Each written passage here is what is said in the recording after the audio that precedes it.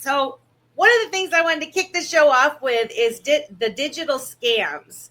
Um, I just kind of wanted to go around the room, or somebody kind of start the conversation. But what are some of the most common scams that you're seeing right now that are targeting both crypto users and even traditional bank accounts? How are they exploiting the similar vulnerabilities between even a crypto wallet and your bank account? And pretty much, I mean, we can kind of go, if anybody has something they want to shout out, but we can also go in order. It's up to you how you want to do it. I can start off because I have something very recent and fresh. Okay, So let's go.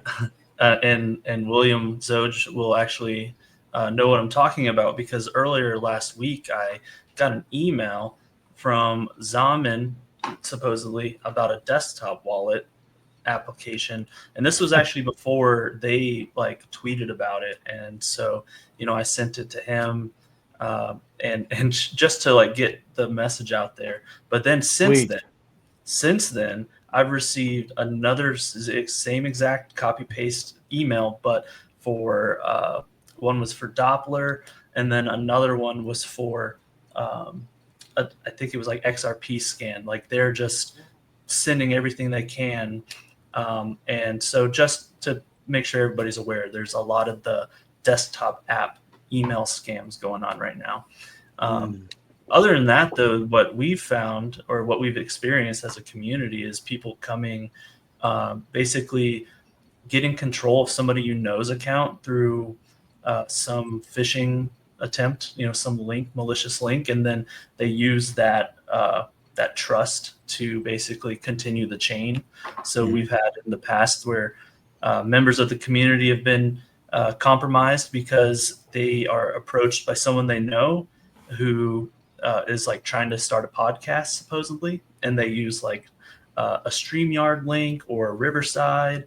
I'm sure they're going to change it up and do something new soon, but it's always around the same topic of hearing your crypto story and that type of thing. So if somebody ever messages you and they're not into podcasting and they're trying to start a podcast, use a second form of communication to like verify with that person before you click on any links. Right.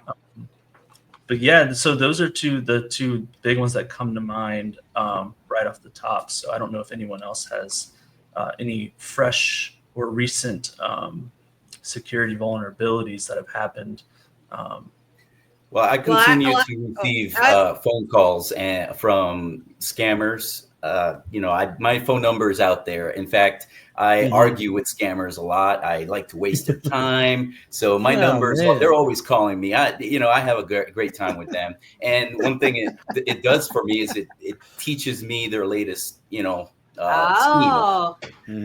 So unfortunately, our family, my father-in-law was the victim of a scam, a little bit more traditional.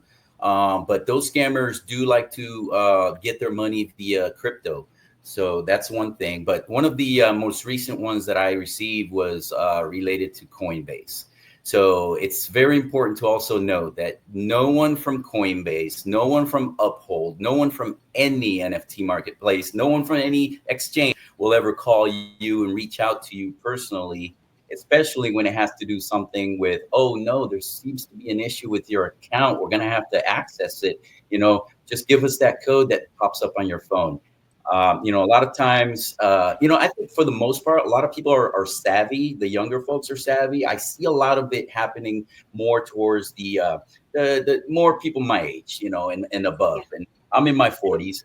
And so I see that a lot of people can fall for these scams. But if you just stay watching shows like Dipito and keep yourself, just really in the know, first thing you need to know is kind of put a shield over yourself, say, whitelist everything, don't just accept, everything at its word, especially if you're talking or chatting with someone who you don't know and have never seen their face, and don't know any of their details. It's just, it's kind of like, it should be a life